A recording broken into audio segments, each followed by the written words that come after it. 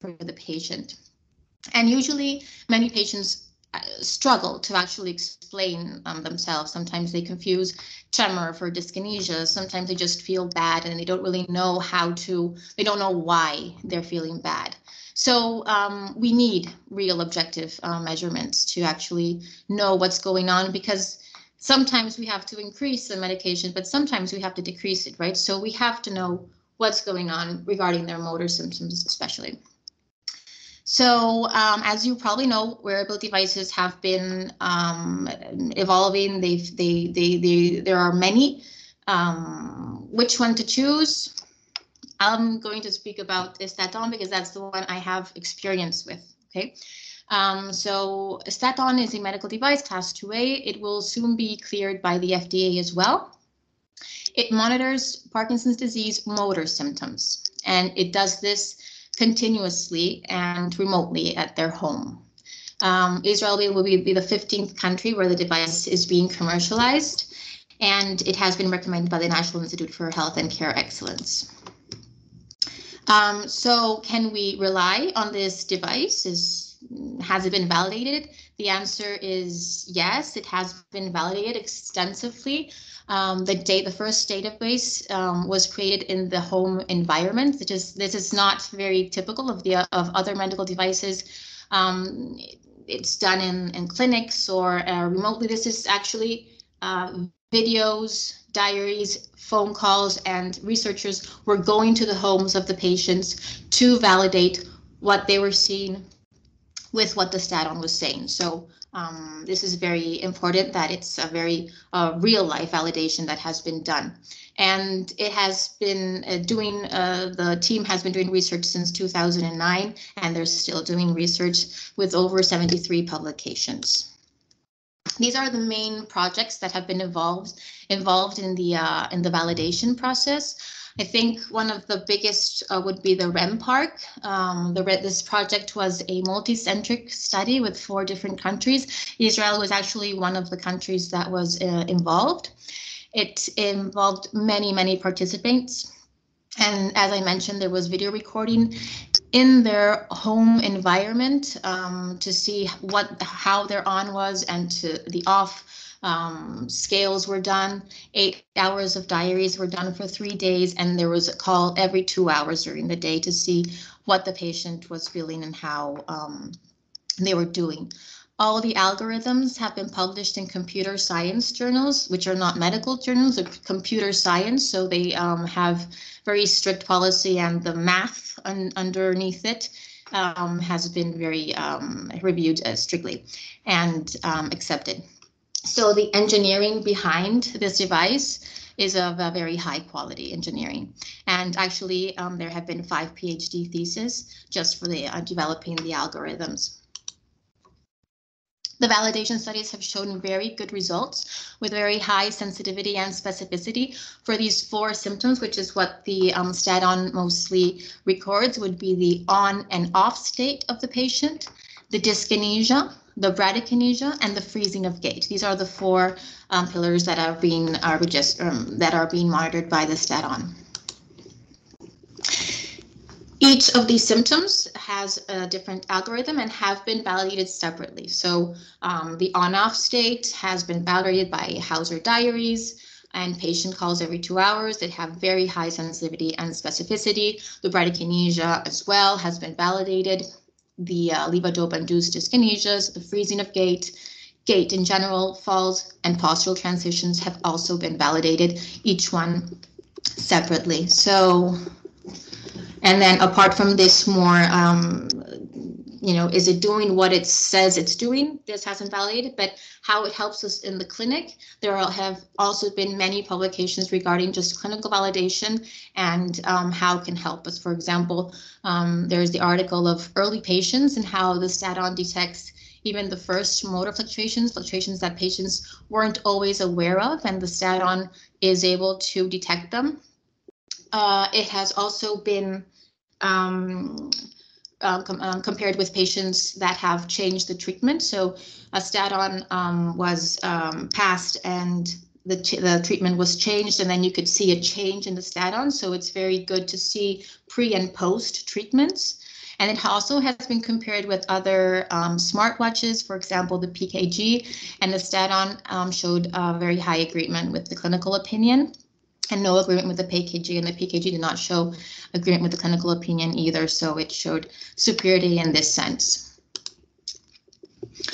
Also, neurologists were asked about their opinion, and 89% of neurologists said they would use their sensor in the office. Over 80% said that the Staton was useful for detecting patients that needed second-line therapy, such as surgery or duodopa. And about 70% of the neurologists said that they considered the Staton to be better than the diaries. And just to say, the diaries is supposedly the gold standard, right? So 70% said it was better than what we have now as gold standard. So how does it work? This is the device. You can see it here. It's placed on the waist. There is an app. It's very easy to configure. You put the Staton in this black the belt you can see on the waist of the person on the left side, and you just tell the patient to wear it for as much time as they can. The more time they wear it during the day, the more information we get. If they have to go take a shower or if they have to go to the gym, they can take it off. But the idea is for them to have it on during the whole day and they take it off during the night. They don't have to press any buttons except one button. That is when they take the medication, then they touch it.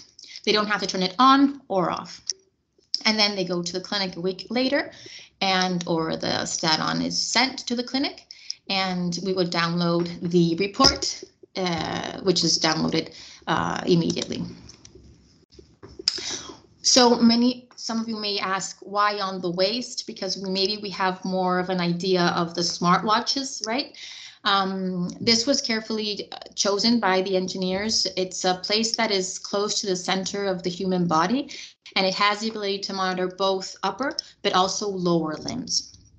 And it has it's not subject to random movements such as the arms. We move the arms a lot. We can hit the hand, and it can give us many false positive, many movements that aren't really, they don't really tell us what is actually going on with the bradykinesia, right? So on the waist, these random movements are not detected. And it's also very comfortable. You may say that people are more used to putting on the watch, but this is actually like a belt. So it's also very comfortable, and they don't usually say otherwise. The benefits is that they have this remote monitoring in their own home. So they take it at home and they wear it during the whole week, and you actually see what's going on in their real day-to-day, not in the clinic when you see them. And it gives you an objective measurement of what is going on. The report that is sent is very easy to interpret. We'll see this later. And as I mentioned, it has very high scientific endorsement, so a lot of research behind it. And it basically helps us take medical decisions better. This is the report. This is what we see. This data and the first square, this is the age, the Juan and Yar. This is what you put in the app. And it then tells you how many days it has been used and monitored and how many hours the patient has been monitored. And then in the second, this is what we're looking for, right? How many episodes of raising of gait there has been, the average minutes of walking during the day or the number of steps during the day, the motor inactivity. This is actually very important because some patients, you realize that they're really not doing much during the day. And this is important because it won't give us many information regarding motor fluctuations, but it can give us information on habits and lifestyle. And we can change their lifestyle also, knowing exactly how much they're actually moving during the day. Then it gives you what we kind of want, the total time in off, the total time in on, the dyskinesias, and a new index, which is the bradykinesia index, which it tells us how the fluidity of the stride.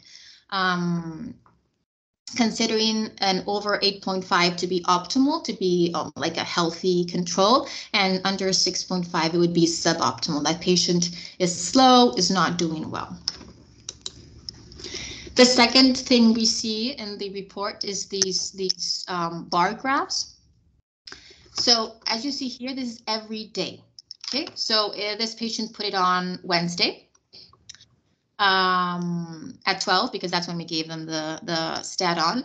And then the black line that you see goes through most of the same time. This is when the medication was taken. We tell the patient, push the button when you take the medication, and then we see how the medication works. So the patient was in off, takes the medication, and enters in an on period, which is the green. This patient probably sits down. The gray is inactivity. And then you can see this patient was still in on, but now has dyskinesias. After the dyskinesias, he enters an off period, with which is red. You see some black squares on the top. This is freezing of gait, so this patient has freezing in off. And then enters an on period. Probably forgot to push the medication button, but this is when he takes the medication around 6, and then goes in on and has dyskinesia again. Okay, so. And this is more or less what happens. Obviously, we know Parkinson's disease is not exact and every day is a bit different, but you more or less see that this patient has fairly nice on with dyskinesias and has some wearing off just about when he takes the medication. So green on, red off, yellow intermediate is probably going into on or off, purple dyskinesia, gray no motor inactivity, the black dots, freezing of gait, blue line, which we don't see here. Yes, we see one here, is a fall. And the black line is the event you want to, is when the patient touches the button, which in this case is when he takes medication, but you can actually tell them to push the button whenever you want. So we usually tell them to push the button when he takes the medication, but you can also say, you're feeling bad, push the button when you feel bad, and then we see what's going on. Are you on? Are you off? You can tell the patient to push the button whenever you want to, but usually it's when he takes the medication. These are the other 3 graphs that we see. This is the total, how many hours during the day this patient is in off. This one is many hours. Exactly every day, how many episodes of freezing of gait the patient has. And this is the lower, on the lower side of the slide, you can see the bradykinesia index, which is more or less this patient in on and off, but more or less, how is he walking? And you can see in this case, he's walking mostly suboptimally. So even in the on stages, he's not walking very fast. You can also ask for an extended report. This is usually not given immediately, but you can also print this out, which would be the step length, the stride fluidity, the stride speed, the cadence. I don't usually use these more extended graphs, but they may be useful for research and if you want a specific item to be looked at. So let's go into some more practical cases, so you can see a little bit more of what we would see in the clinic, right? This is a female, 73-year-old. Has had symptoms for like 9 years and was diagnosed in part in 2015. She, in general, has a good levodopa response, but she says she has episodes of weakness of legs. She says, sometimes my legs are weak, and ask her, is this in relation to the medication? And she's not sure. She says, I'm not sure if it has any relation. Sometimes I just feel weak. Maybe in the afternoons, I feel weak. So put the stat on, which would be the person here on the right, and you see that this patient takes the medication fairly regularly. It can also be helpful to see if the patient takes the medication regularly. This patient is very thorough with the medication. It seems to kick in well during the morning, but with dyskinesias. And the afternoon pill at 4 doesn't seem to kick in as well. There's more wearing off, and sometimes there's no on in the afternoon, right? And the on you see is mostly with dyskinesia. So this patient, the weakness of legs in the afternoon is probably an off. state. So you can either increase the medication, though this patient already has dyskinesia, or maybe this patient would be a good choice for second-line therapy, which is in this case what. This patient, I think we increased the medication in the afternoon, and then she clearly improved, right? So you can see a clear improvement from one side to the other, with a reduced number of offs. So another patient, also similar, 70 years old, female, Parkinson's disease since 2017. She's not aware of motor fluctuations. You ask her and she says, I don't know, sometimes around 2, I feel nauseous, I feel uncomfortable. I don't know if it's in relation to the medication. She actually thinks maybe it's the medication that's not helping her and giving her these side effects. So we put the stat on. And what we see with the stat on is that she more or less takes the medication regularly, but sometimes it doesn't seem to kick in. So she's feeling off, and this unwell feeling, which is mostly in the mornings and from 2 to 6, is because she's mostly in an off state. And in the afternoon, she feels much better because she's in the on state. And this is what she said. She would say, I feel dizzy around 2, and then I get better in the afternoon. So with this graph, you can show her what's going on is that you're off in the mornings and middays. And then the medication seems to kick in better during the afternoon. So you need more medication. And with this, the patient was aware and said, oh, okay, so it's not the medication that is doing this, it's the disease, and she was more comfortable with the increasing of dose. So sometimes it's also kind of very helpful for patients to be aware of the disease and how the medication helps or doesn't help them. Here's another patient, 70-year-old man, Parkinson's disease since 2011. So he's in line for and is a candidate for DBS surgery.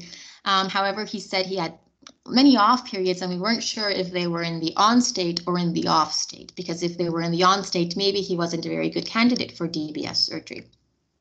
In this case, what we see is that, first of all, there's a lot of gray. So this patient is not moving a lot during the day. He has a very sedentary lifestyle. But the off periods that we see, which is these, we see them differently now, but this is how you saw them before, are mostly in the off, right? They're in the red areas. So this patient has off, freezing during off. So he could be a good candidate for DBS, but we have to make him move. We have to tell him to go to the gym. We have to tell him to move a little bit more because he obviously doesn't have a very active lifestyle.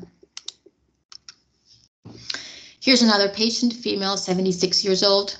First symptoms 2016. She was diagnosed 3 years later. She had a good levodopa response in the beginning, but when levodopa was slowly increased, she started noticing severe pain and postural hypotension. So medication was reduced again, and we put the stat on, right? And so she wore the stat on for these 5 days, and what we saw is that she basically is in a continuous off state. This patient the medication does not kick in, and she has dyskinesia in the off state, right? So she doesn't seem to have any response from the medication.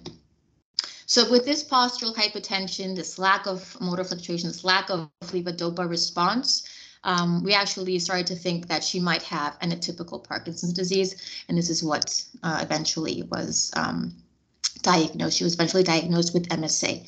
More non-motor symptoms kicked in, and the change of diagnosis was done. So it can also help you for atypical Parkinsonisms because you see a very different pattern. As I mentioned, it can be helpful to see pre-post therapies. In this case, this patient was just on normal levodopa medication. she had a lot of dyskinesias. About 30% of the time was in dyskinesias. She had a very low bradykinesia index, so her on periods weren't very good either. She had a very low slow stride fluidity. She was eventually put on duodopa, and the statine was used again. And we clearly see that the dyskinesias have improved. So she still has dyskinesias. We know duodopa is not perfect, but they were reduced by half. But most surprisingly, her bradykinesia index also improved, and we can see it here. She was mostly suboptimal, but after the duodopa, even her on periods were better. So we really did improve her quality of life in this sense, because duodopa helped her not only with the offs and having less dyskinesia, but it also seemed to work better. Here we have levodopa, and then the patient was put on an apomorphine pump. This patient had a lot of off time, about 56% of the time in off, had very low on time, just 4.7%. She also had a very low bradykinesia index. When put on the apomorphine, this patient considerably reduced the off time, only 20%, and the on time also increased. However, the bradykinesia index stayed more or less the same, and the dyskinesias also increased. So in this case, there was a clear change. You can see that the apomorphine does help with the motor fluctuations, but still this person still has a few complications. So basically, why wearable devices, I mentioned earlier, it can help us. It can help us detect early motor fluctuations. It can help us understand complex patients with different types of motor fluctuations. It can help us take informed decisions, right? It gives you more confidence in taking the decision of passing this patient to a second-line therapy, or even just changing the levodopa doses, levodopa times. You can say, this person isn't doing well at 4. Let's increase just the 4 p.m. dose, for example. This is hard to do if not through this help. And it gives this more holistic patient experience. The patient is more aware of what is going on and takes part in your decisions as well. And you can take decisions taking into account how that patient is doing at home, which is what's important. And it's also important, and it can be a very interesting tool for remote monitoring and telemedicine, right? You can tell this patient to put the device for a week, and then you have the results, and just with the results, you can easily tell them how they're doing regarding their motor symptoms. So that was more or less what I wanted to say today, but of course I'm open for discussions, questions. I'm a neurologist, so any technical questions would be passed to Danny, but please feel free to ask about my clinical experience in this sense. And this is my email as well if anyone wants to write an email. Thank you. Thank you, Dr. Sandra. And I really encourage you to ask, because she has a lot of experience and this is a clinical session. So please take your time. There's not such a thing as a stupid question. Jump in. Hi, Alexandra. Thank you so much for the lecture. This is Nirit Lev from Meir Medical Center. Can you explain a little more about the bradykinesia index? How you calculate it and how useful do you find it? So the bradykinesia index, how they calculate it, Nani would probably say better. It's a lot of math behind it that I'm not very fluent in. Thank you, Sandra. Yes, the bradykinesia index, it can be called like stride fluidity. It's the same name. Bradykinesia index, maybe it's a marketing name, but it's the same as stride fluidity. The stride fluidity is basically the quality of gait. So how well is the patient walking? So if the patient is walking well, you will have a very high score in stride fluidity. And if the patient is walking in a very bad way, with bad quality, with a lot of bradykinesia, then the score will be low. How can we understand this graphic? Basically, we have the blue dot is basically the median of the stride fluidity of the patient in that day. We have the arrows. The arrows is the maximum and minimum fluctuation. Then we have the threshold. You see the 7.1, 5.6. These thresholds are basically what the statin understands as on and off. So if the patient has a stride fluidity above this green threshold, the patient will be in on. And if the patient is below this red threshold, then is in off. And then we have this green and red zone. This is a universal threshold. It is basically shown to compare different patients or the same patient before and after, as this one. I mean, this patient before the duodopa, you see that the blue dots are in the red zone, in a suboptimal zone. And after the duodopa, what we do is to improve a lot the quality of gait of the patient, and the blue dots now appear in the green zone. And you say, you say maybe the thresholds are different. So what is happening is that the sensor is learning how the patient is walking, and after 3 days, the sensor sets these thresholds and says, okay, this is the on of this patient and the off of this patient. This is why maybe the timing off and the timing on doesn't change, but what it changes is the bradykinesia index. What you have in the previous page. Can you go to the previous page, Sandra? Mm-hmm. So basically what we have here is that the bradykinesia index is 6.3 and after duodopa is 7.9, okay? And what we measure here is basically, we analyze the gait. We detect first if the patient is walking or not.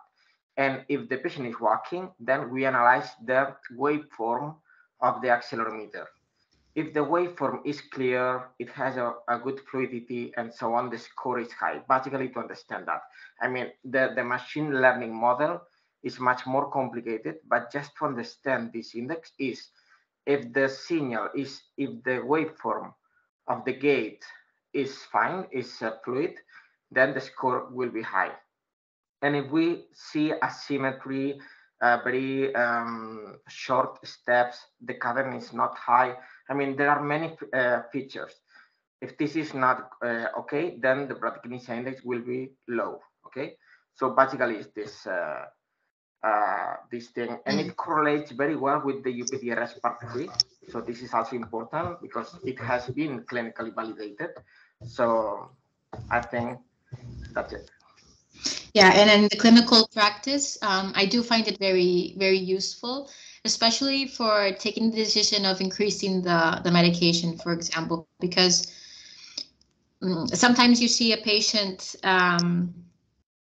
that the other day I saw a patient that complains a lot, but you in the clinic you see that she more or less seems to be doing fine. She says there's a few motor fluctuations, but not many. And then I put the stat on, and what I saw was that her index was fairly low. So it was as if she was always in the low threshold, right, of the medication. So that helped me take the decision of increasing the levodopa in her case, and she felt better. So I think it helps you to see when a patient is doing suboptimally regarding the medication, and or the patient is very advanced, and this can happen. But it can help you take the decision of increasing the dose, for example. And in this case, for example, it gives you confidence in the change of medication, because here, if you look at the off, this patient has the same amount of off pre and post duodopa, but this patient clearly has a much better on, which is also very important, right? And it can be missed if you don't have this index. Anyone else? Sandra, do you use this pattern to post DBS to calibrate the patient? I don't. We don't calibrate the DBSs in our clinic, Okay.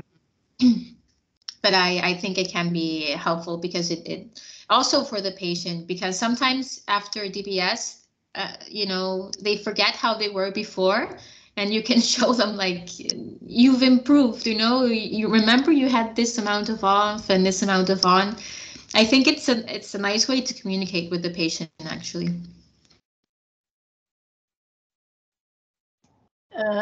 Maybe I missed one of the cases. Okay. Maybe I missed one. Hi, I'm Sharon Hassim from Shiva. Thanks a lot for the cases I heard, but I just wanted to, maybe you said it before, so I'm sorry if I'm going to ask you to repeat it, but which kind of use can you make of the stat-on in early patients? So in early patients, our clinic has actually did the article on this.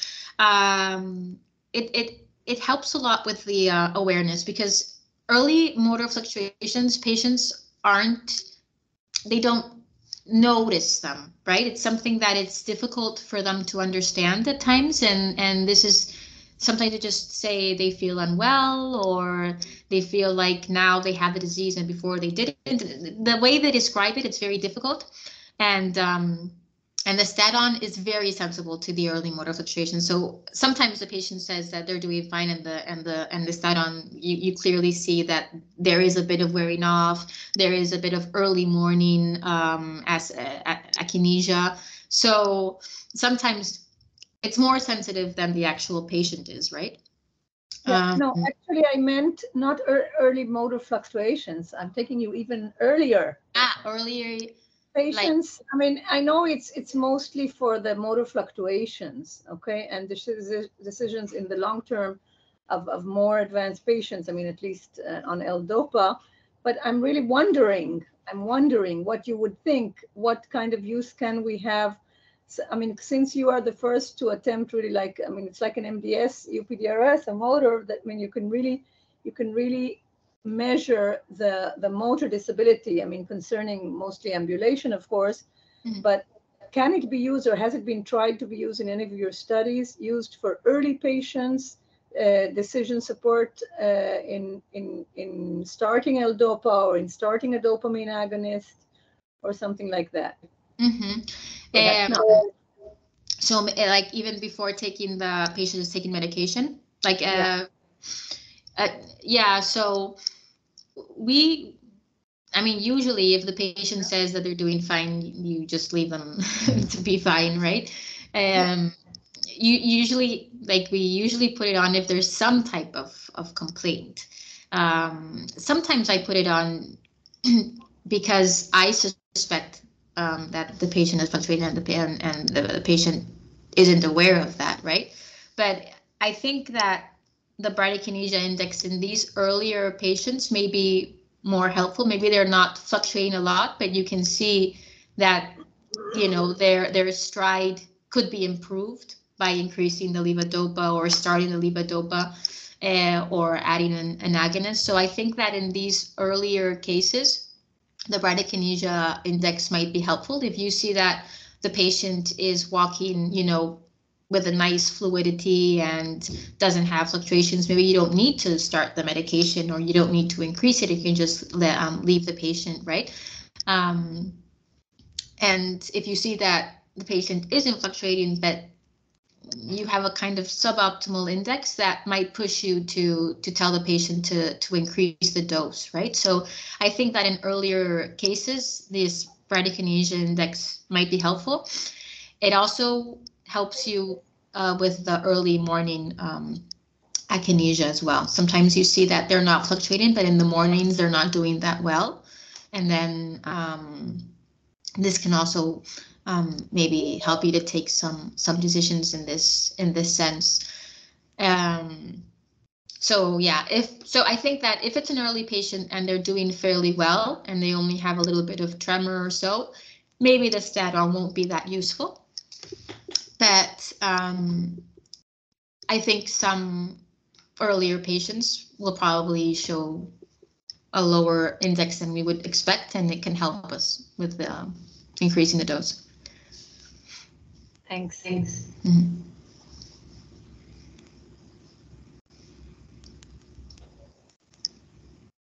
Any experience with MSA, with Parkinson Plus, with untypical Parkinson cases?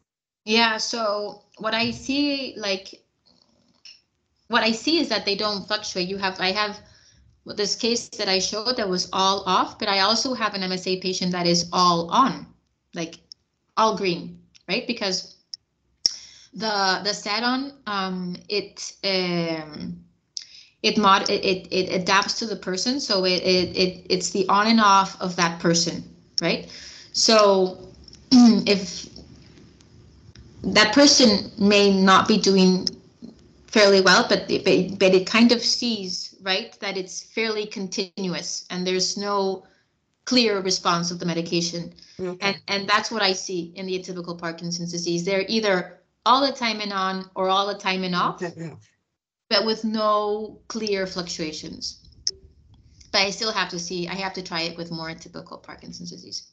And also like early, because if it's late stage and they're in wheelchair, then it's probably not helpful. But for early atypical Parkinson's disease, I think it shows a different pattern. We should do more research on that. Please do. Another thing that could be interesting, perhaps, I mean, if we're talking, for instance, PSP or Lewy body or such disorders where balance is a problem very early in the disease. Mm-hmm. Do you have any measures of balance that are not related to stepping, but to, sway? Is there some kind of, sway or falls or things like that? Falls, yes. The falls, it's a blue line that appears in falls. And also the freezing of gait helps you with like the more PSPs or so that have a lot of freezing. The swaying, I don't know how, it hasn't been validated specifically for postural instability. I think, Danny, right? Yeah. Let me explain something, because the regulatory the intended use of the device is very clear. It's only for Parkinson's disease, but we have added this intended use to movement disorders. So why? Basically, we have seen that the machine learning algorithm that we have about gait and the analysis of walking is very transversal. It was validated with PD people, but also with healthy people. And we have tested this device in people with stroke, with Huntington and ataxia, and we see that it works. For example, in Huntington, in early patients, we see that the patient is walking well, but the patient starts to have dyskinesia. In a stroke patient, we see that the patient is not working properly, and we see that the bradykinesia index is lower than healthy patients. And also, if you put yourself the device, you will see that the device is measuring it very well. I mean, you will have a very high bradykinesia index. So what we did is to detect well the symptoms, but also to detect well what it is not a symptom. So if the patient is fine, then you will be able to detect it. So we tested the device in different movement disorders, and it works well, but we haven't done, as far as I know, any clinical trial, any clinical study focusing on a specific movement disorders. But of course, what the examples that we have seen, it shows a correct correlation with the medical opinion. Great. Last question, if I may. We are hosting also the heads of the association, and we know that physical examination is crucial for the disease management. How you can follow physical examination impact based on the monitoring with stat-on? Any thoughts how you can do that? Yeah, so instead of the physical examination having just the stat-on information. The event should be physical examination. Like I know that there are tennis table players that you check, but it's not a study. If I was asked by some of the physiotherapists of the movement disorders units, if you define the event as a physiotherapist, how you can, if you can use the statin monitoring to check, because you are removing the belt, and then you want to know if the patient is doing well, then he has to put it on.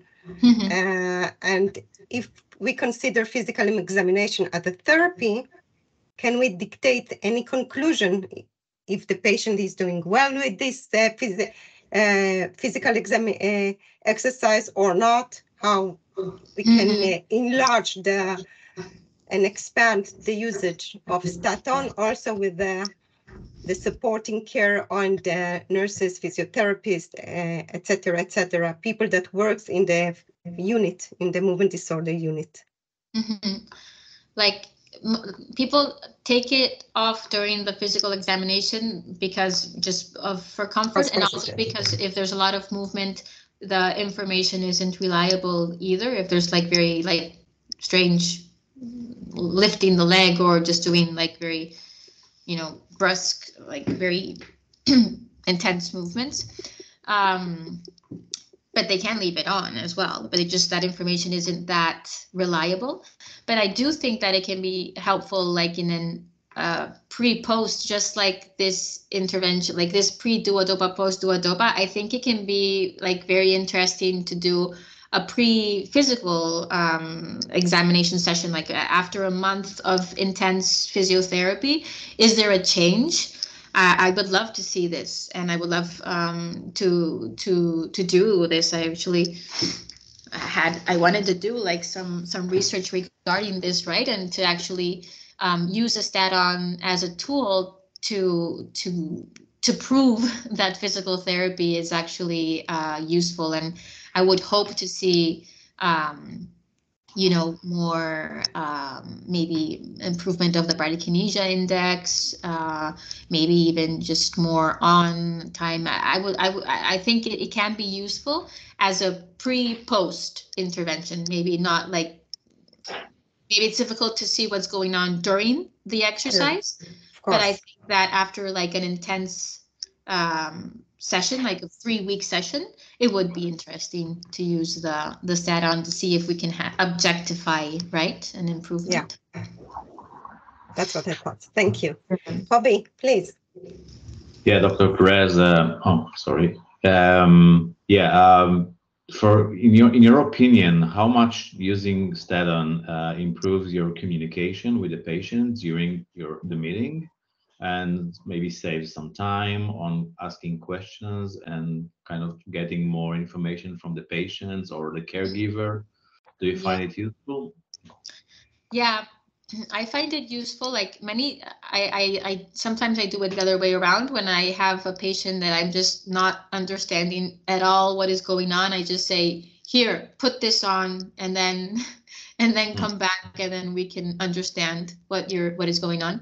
But having that in front of the patient and explaining, you know, you take the medication, you see how you enter the on. It seems like the afternoon, it doesn't kick in as well. Are you eating with the medication? What are you doing? You know, I think there's a nice interaction with the patient, and it's also very visual and easy to interpret by the patient as well. So I think it's a very helpful tool to understand like each patient's disease and how they're dealing with it.